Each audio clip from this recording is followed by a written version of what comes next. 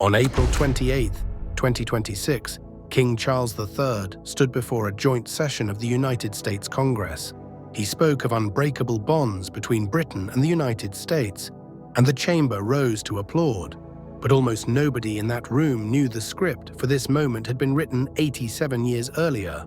The first British monarch to try this maneuver brought hot dogs, beer, and a notebook full of secrets. This is how a picnic in upstate New York quietly began the end of American neutrality. In the spring of 1939, the United States wanted nothing to do with Europe.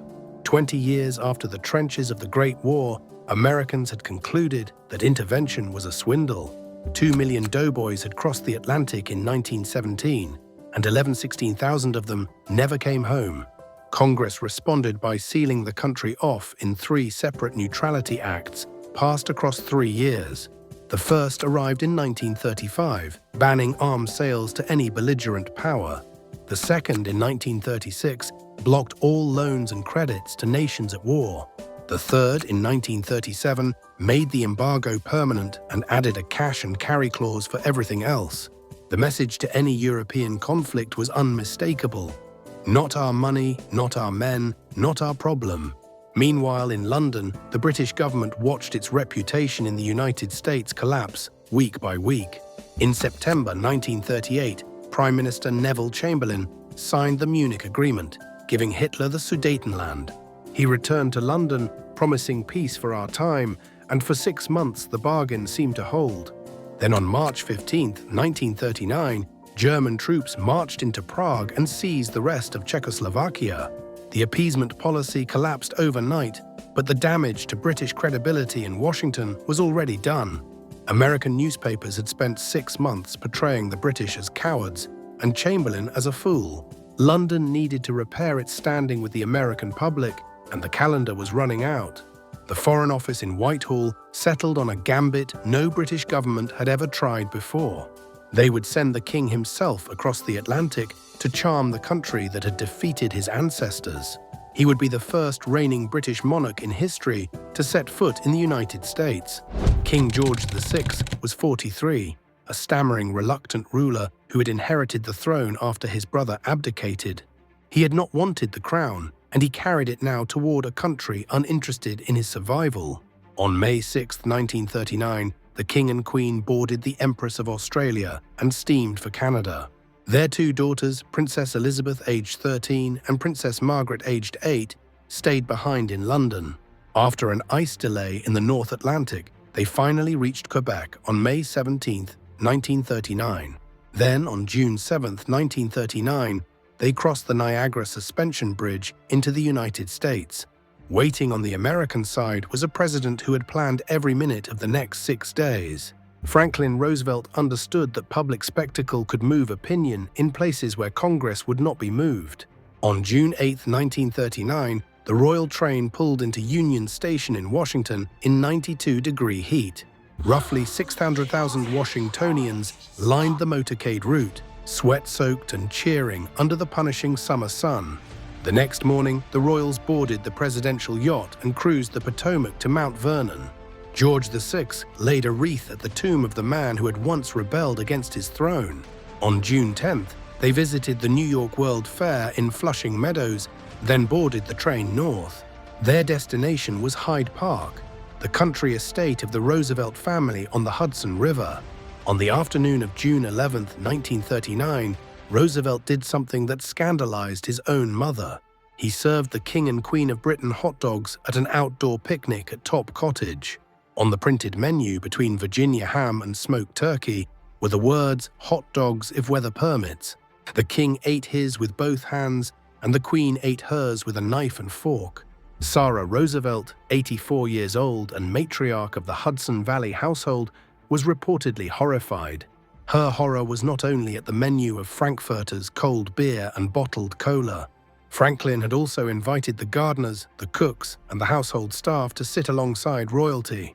The next morning, the New York Times ran the headline, "King tries hot dog and asks for more." But behind the photographs and the punchline headlines, something far more serious had been happening. On June 10th and June 11th, Roosevelt and George VI held 2 long private conversations at Hyde Park. The king carried a leather notebook and took handwritten notes while the President of the United States spoke.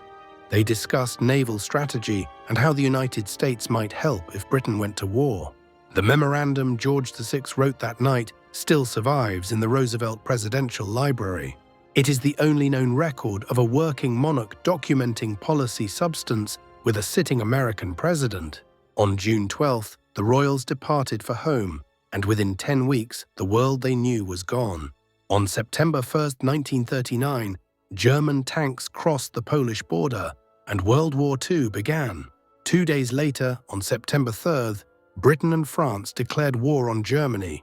On September 6th, a Gallup poll found that 90% of Americans opposed declaring war on Germany. Only 8% supported intervention, 3 months after the king had eaten hot dogs in upstate New York. The picnic, by itself, had not changed anything that could be measured in a poll.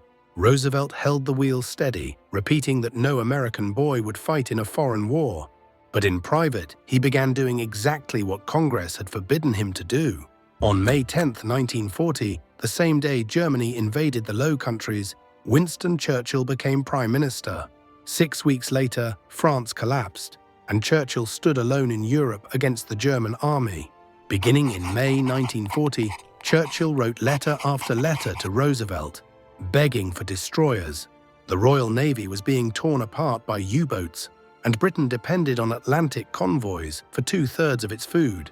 Roosevelt could not legally sell American warships to a belligerent power under the Neutrality Acts, so he reached for a legal instrument no president had ever used at this scale, an executive agreement. On September 2, 1940, Roosevelt signed the Destroyers for Bases deal as an executive agreement, requiring no Senate approval. The United States transferred 50 destroyers from the First World War to the Royal Navy.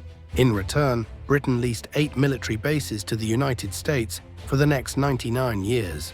The chain stretched from Newfoundland to British Guiana, and Britain handed over Newfoundland and Bermuda for free.